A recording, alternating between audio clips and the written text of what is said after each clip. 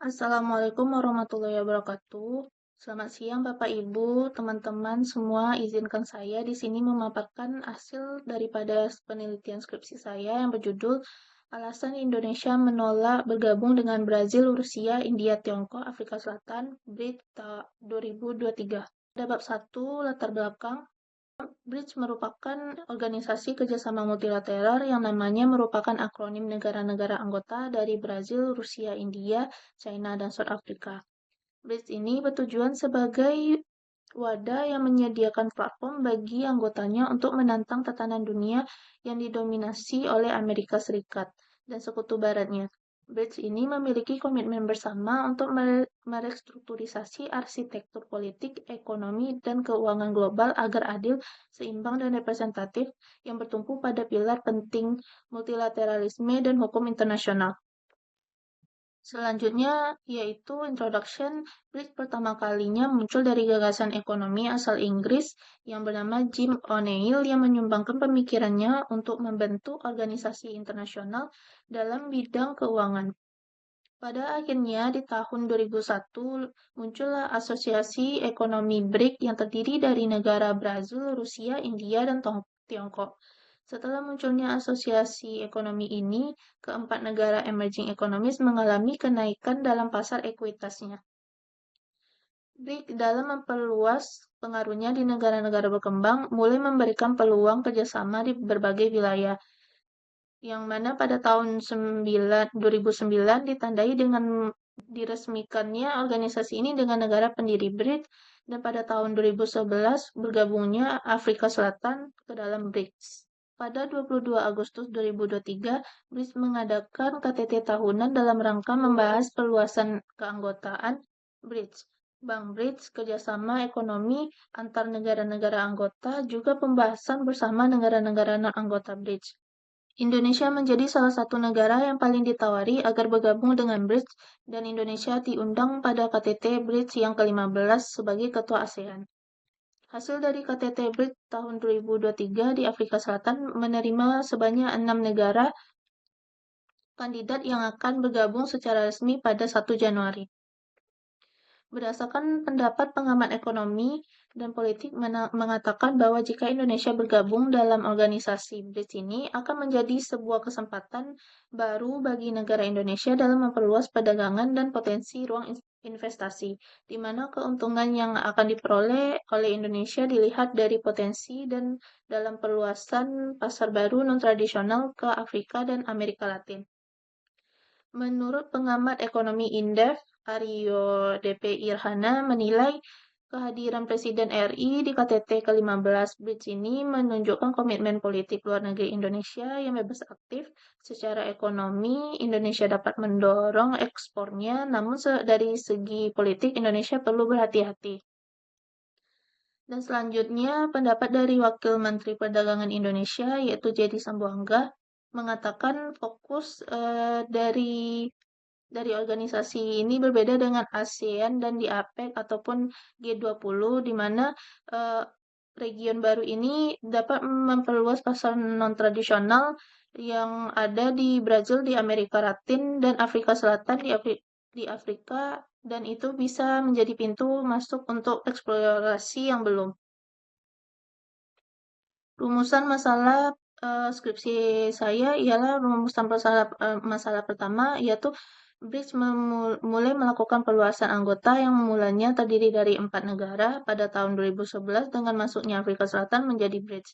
Yang kedua ialah pada KTT 2023 Indonesia mendapatkan respon yang banyak dari 40 negara yang ingin bergabung ke dalam BRICS ini, dan Indonesia merupakan negara paling ditawari menjadi kandidat negara yang akan bergabung ke dalam BRICS, dan BRICS dapat menjadi kesempatan memperluas perdagangan ataupun ruang investasi.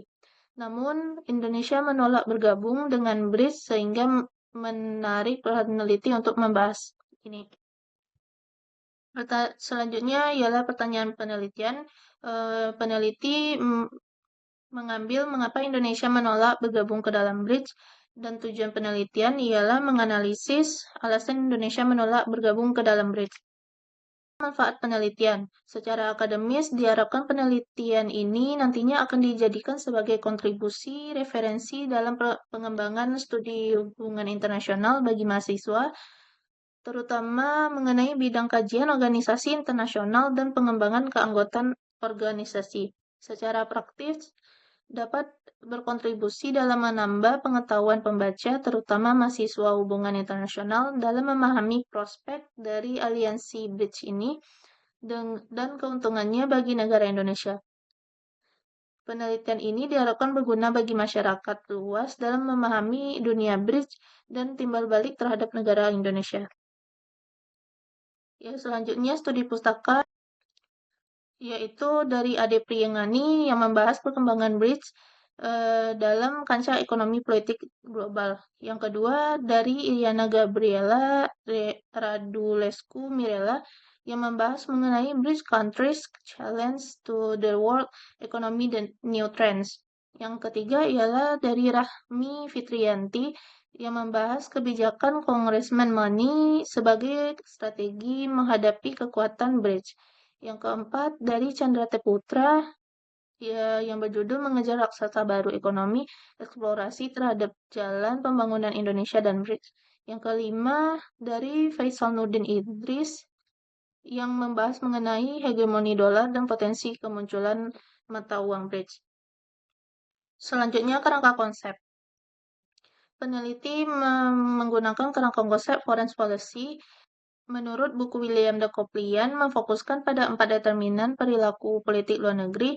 Yang pertama ialah konteks internasional, yaitu merupakan tindakan politik luar negeri seluruh negara pada masa lampau, sekarang, dan masa mendatang yang mungkin atau akan diantisipasi oleh para pengambil keputusan. Dan ada 3 elemen yang penting dalam membahas dampak konteks internasional terhadap politik luar negeri suatu negara, yaitu geografis, ekonomi, dan politik. Yang kedua ialah pengambil keputusan. Pengambil keputusan pada dasarnya merupakan pemecahan masalah yang rasional di mana para pengambil keputusan mempertimbangkan berbagai alternatif kebijakan dan tujuan yang ada di kemudian memutuskan pilihan yang terbaik. Yang ketiga ialah politik dalam negeri. Politik domestik atau dalam negeri ini membawa dampak besar terhadap politik luar negeri suatu negara, di mana perbedaan sistem pemerintahan yang dianut seperti demokratis ataupun autokrasi, terbuka atau tertutup merupakan keadaan dalam negeri yang dipertimbangkan dalam membuat keputusan. Yang keempat ialah kondisi ekonomi dan militer, di mana kondisi ekonomi dan militer merupakan faktor penting yang perlu dipertimbangkan oleh para pengambil keputusan untuk menopang kebijakan luar negeri selain faktor politik domestik.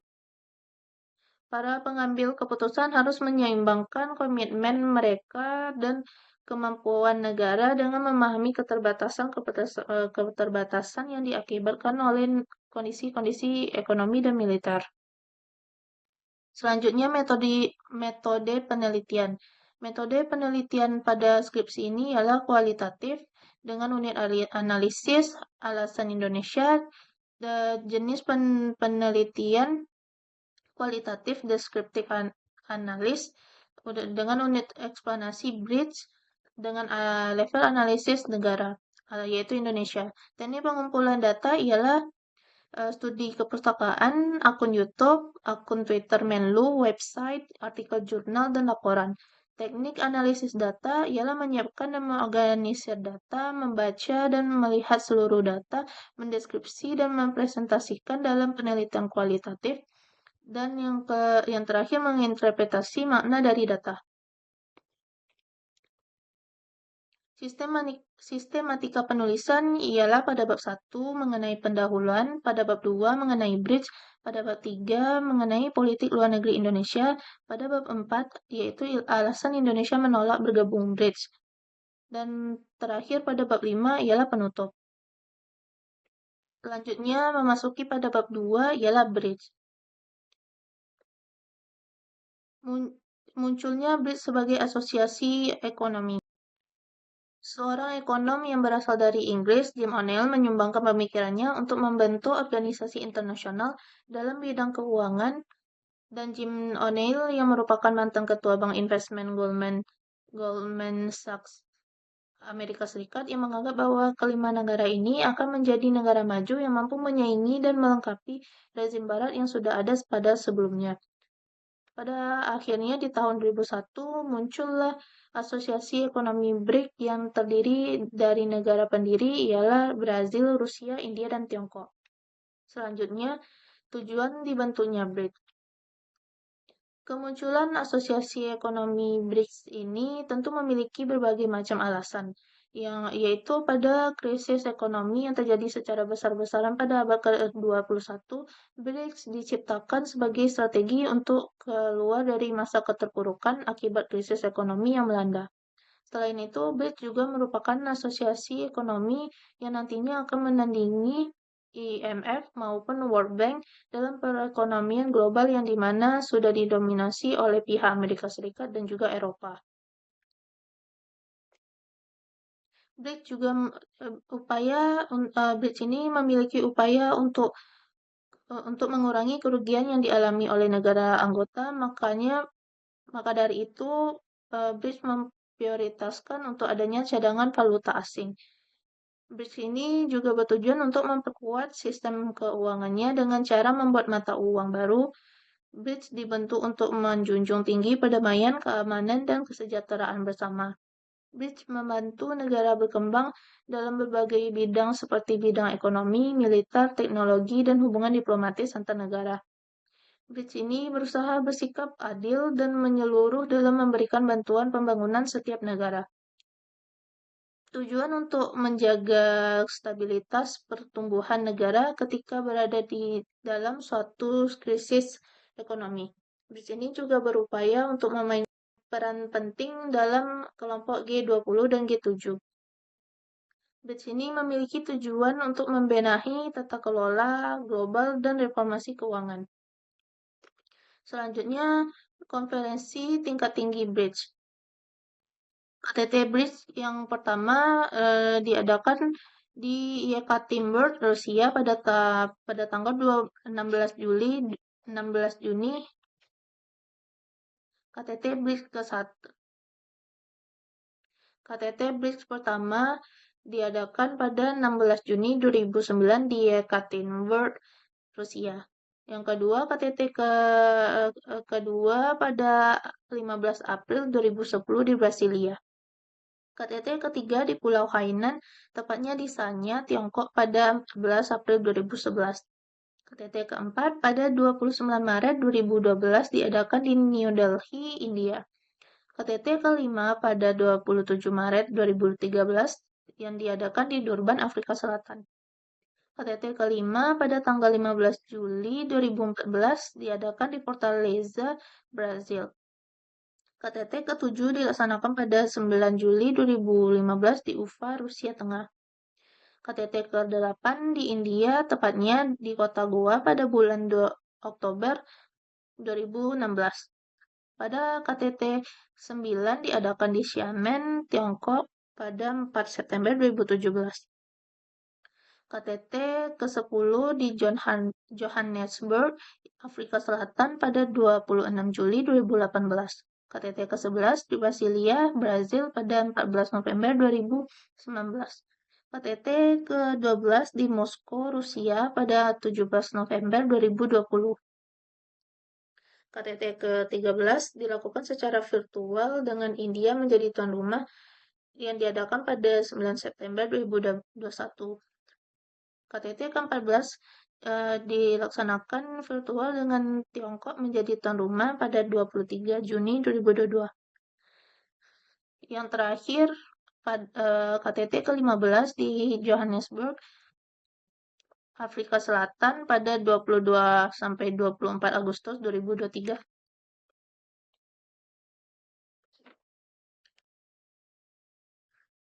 Selanjutnya ialah peran dan kepentingan ekonomi politik negara anggota BRICS. Setiap negara anggota tentu memiliki beberapa peran dan pengaruh yang dituangkan dalam asosiasi ekonomi BRICS ini, di mana India sendiri memiliki berbagai peran dalam bidang ekonomi, politik, dan sosial. Sedangkan Tiongkok juga memainkan perannya dalam BRICS yang mendorong kemajuan kerjasama antar negara anggota. Selanjutnya, Rusia juga ikut berpartisipasi dengan memberikan modal untuk membentuk NDB dan CRA dalam bidang pendidikan. Rusia berkontribusi melalui Akademi Ilmu Pengetahuan Rusia. Yang selanjutnya, Brazil memiliki lahan yang luas dengan sumber daya alam melimpah seperti cadangan minyak, mata air jernih, serta iklim dan tanah tropis yang dapat mendorong potensi dalam bidang pertanian untuk membantu BRICS dalam agenda keamanan pangan. Selanjutnya, Afrika Selatan memiliki peran penting yang diberikan oleh Afrika Selatan dan juga memiliki visi misi yang sama dengan BRICS, yaitu untuk membangun infrastruktur dan meningkatkan pertumbuhan ekonomi. Afrika Selatan juga membantu BRICS dalam upayanya untuk memiliki peran dalam pembangunan infrastruktur di kawasan benua Afrika. Selanjutnya, memasuki peran BRICS dalam dunia internasional. Perluasan kerjasama menjadikan BRICS sebagai negara emerging economies yang mampu membantu pembangunan suatu negara dan juga menyuarakan kepentingan negara-negara berkembang, di mana pertumbuhan perekonomian BRICS ini ketika pada tahun 2005 hingga perkiraan pada tahun 2050, tingkat GDP BRICS ini dapat melampaui negara-negara seperti Inggris, Jerman, Prancis, Jepang, dan juga Amerika Serikat. BRICS ini juga dapat menjadi kekuatan yang lebih besar dalam perekonomian dunia di masa depan.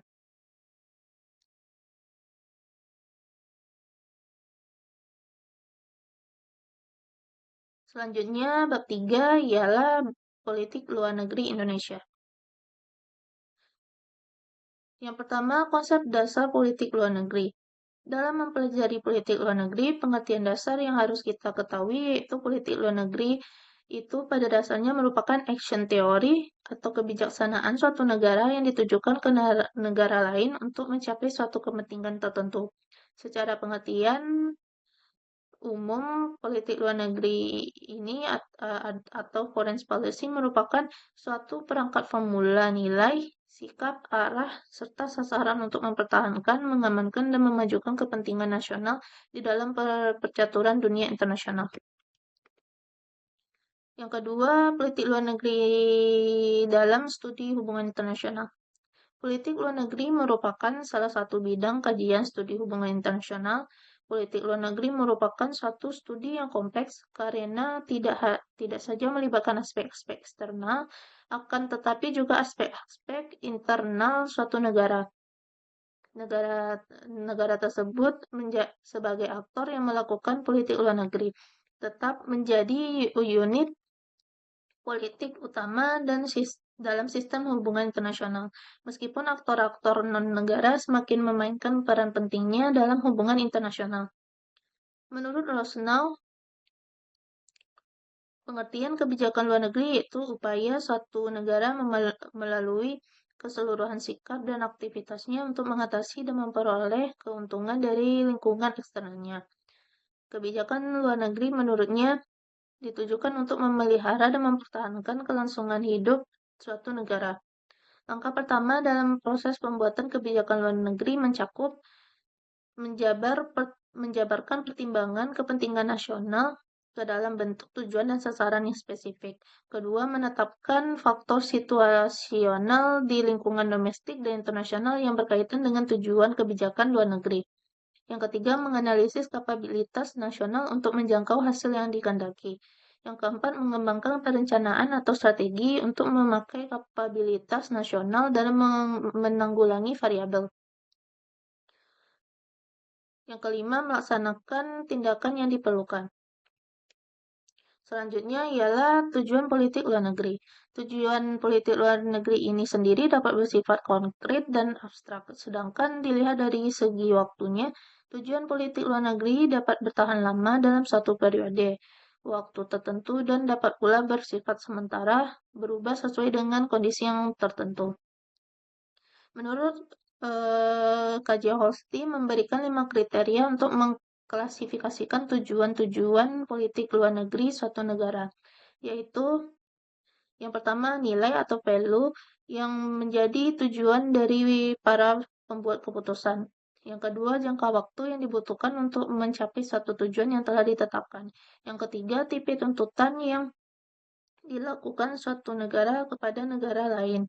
Yang keempat ialah core basic vital interest. Yang kelima, secondary interest. Selanjutnya,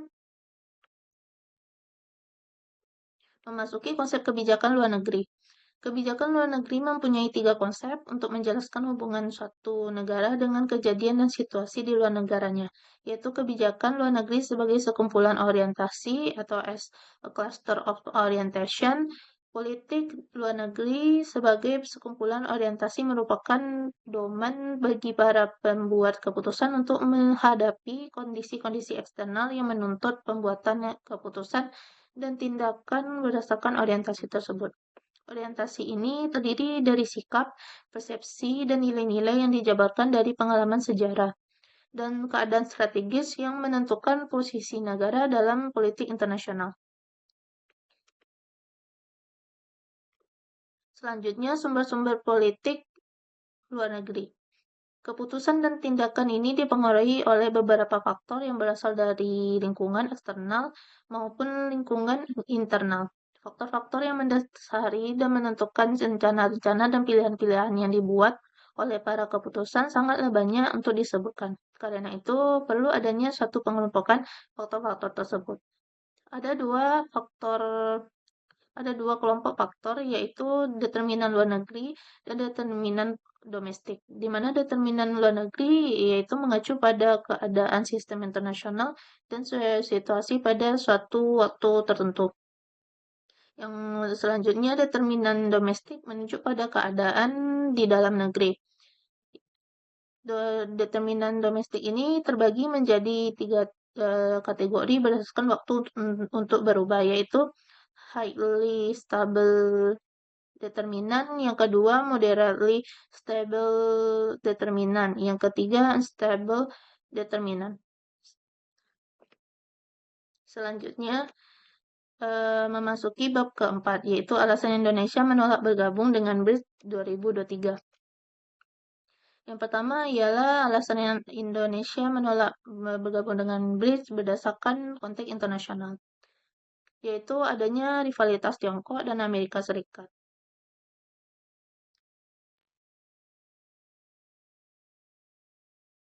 Yang kedua ialah konflik antara Tiongkok dan India. Yang ketiga, MIKTA sebagai bridge builder, di mana alasan Indonesia menolak bergabung dengan BRICS ini dapat dilihat dari faktor ekonomi politik internasional antara beberapa negara BRICS dengan negara Amerika Serikat dan hubungan antara pengaruh sistem internasional dengan keputusan luar negeri maupun dalam negeri suatu negara yang telah dijelaskan oleh William de Coplien. Melalui teori pengambilan keputusan luar negeri, Coplien menjelaskan bahwa sifat sistem internasional dan hubungan antara negara-negara dengan kondisi-kondisi dalam sistem tersebut akan menentukan bagaimana suatu negara akan berperilaku. Selanjutnya ialah alasan Indonesia menolak bergabung dengan BRICS 2023 berdasarkan politik domestik. Berdasarkan pidato Presiden Indonesia Joko Widodo menyampaikan kepada publik bahwa pemerintah Indonesia memutuskan untuk tidak menyerahkan surat minat karena tidak ingin terburu-buru menjadi anggota. Presiden Jokowi berpendapat pemerintah memerlukan lebih banyak waktu untuk mempelajari kelebihan dan kekurangan keanggotaan BRICS, terutama di bidang ekonomi dan berkonsultasi dengan mitra ASEAN. Tidak bergabungnya BRICS mencerminkan praktisme kebijakan luar negeri Indonesia yang merupakan dimensi utama dari doktrin bebas aktif yang awalnya dirumuskan oleh pendiri negara, yaitu Muhammad Atta.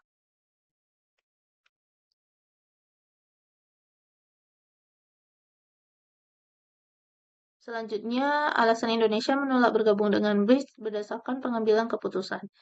BRICS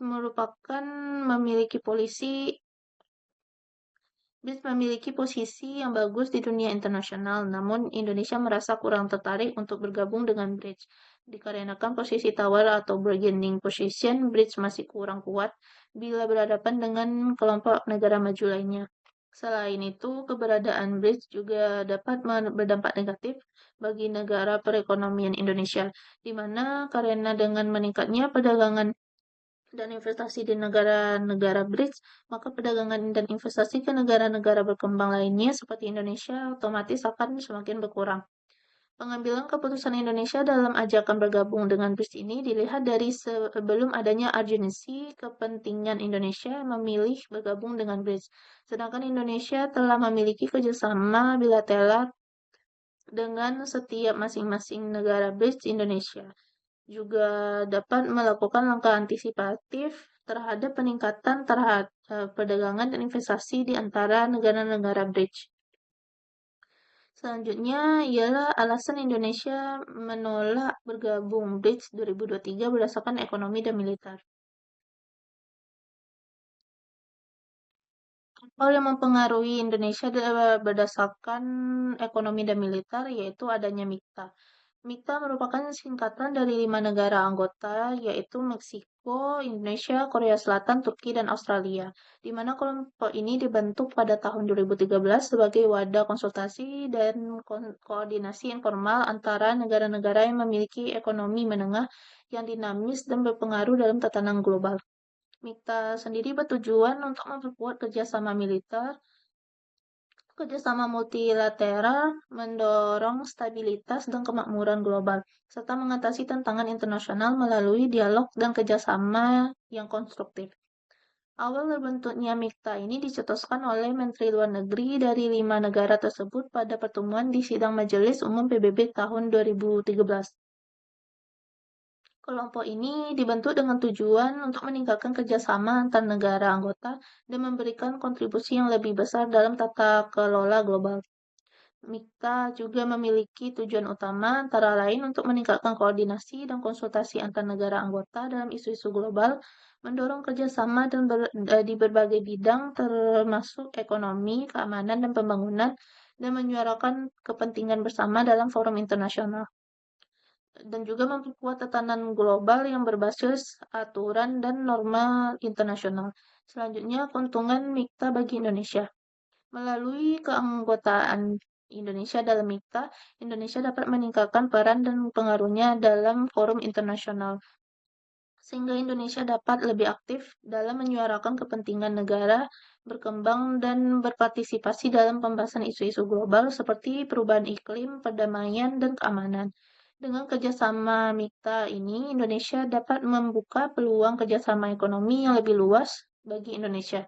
Dengan menjalin hubungan yang lebih erat dengan negara-negara anggota lainnya, Indonesia dapat meningkatkan perdagangan seperti investasi dan kerjasama di bidang teknologi dan inovasi. Pada bidang transfer pengetahuan dan teknologi melalui MIKTA, Indonesia memiliki kesempatan untuk belajar dan mengadopsi teknologi serta best practice dari negara anggota lainnya. Ini dapat meningkatkan kapasitas dan daya saing Indonesia di berbagai sektor, termasuk industri dan pendidikan. Keanggotaan dalam MIKTA ini memperkuat posisi diplomasi multilateral Indonesia, di mana Indonesia dapat memainkan peran yang lebih aktif dalam organisasi internasional dan forum-forum multilateral lainnya, serta membangun aliansi strategis dengan negara-negara kunci. Kerjasama dalam MIKTA ini dapat berkontribusi pada peningkatan stabilitas dan keamanan regional. Melalui kerjasama yang konstruktif ini, Indonesia dapat bekerja sama dengan negara-negara anggota untuk menghadapi tantangan keamanan yang kompleks dan membangun lingkungan yang lebih aman dan stabil. Keanggotaan Indonesia dalam MIKTA ini memberikan berbagai keuntungan yang signifikan, mulai dari peningkatan peran global, peluang kerjasama ekonomi, hingga peningkatan diplomasi multilateral. Dengan bergabungannya Indonesia dengan MIKTA, bukan hanya menjadi anggota, tetapi Indonesia juga diuntungkan dengan mendapatkan kepercayaan sebagai ketua dalam memimpin MIKTA pada tahun 2023. Dan MIKTA menjadi platform yang penting bagi Indonesia untuk memperkuat kerjasama internasional dan berkontribusi dalam menciptakan tatanan global yang lebih adil dan stabil. Ke depan Indonesia diharapkan dapat terus memanfaatkan keanggotaan dalam MIKTA untuk mencapai tujuan nasional dan berkontribusi pada kemajuan dan kesejahteraan global. Selanjutnya, perbandingan GDP negara MIKTA dan Indonesia.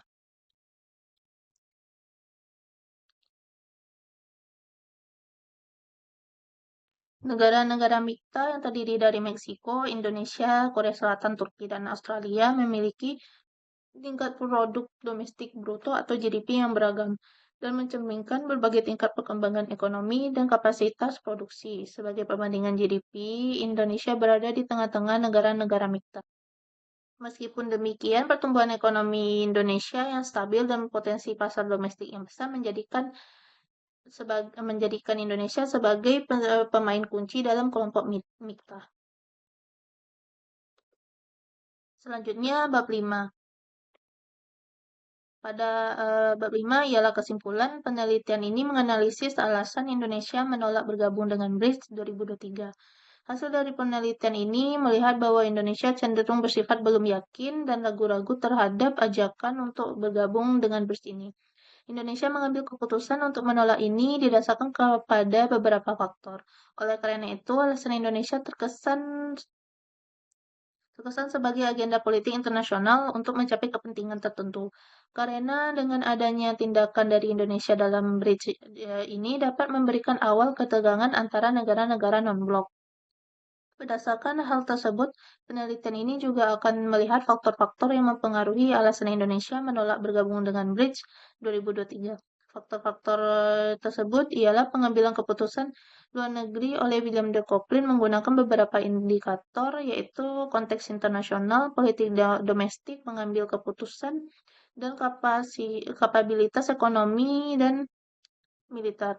Pada 2 Maret 2023, Indonesia menerima keketuaan MIKTA yang digilir setelah Turki menjabat sebagai ketua MIKTA pada tahun 2022. Pada masa keketuaan Indonesia ini, di tahun 2023, Indonesia memiliki lebih fokus prioritas dalam mengembangkan MIKTA dibandingkan memilih bergabung dengan BRICS. Saran dari saya untuk peneliti selanjutnya ialah menyarankan untuk mengkaji lebih dalam keuntungan dan kerugian dari Indonesia jika menolak bergabung dengan BRICS 2023 dengan menggunakan kerangka pemikiran agar mampu melengkapi kekurangan dari penelitian ini. Sekian presentasi yang dapat saya sampaikan. Jika ada salah kata, saya mohon maaf. Wabillahi taufiq wa hidayah. Wassalamualaikum warahmatullahi wabarakatuh.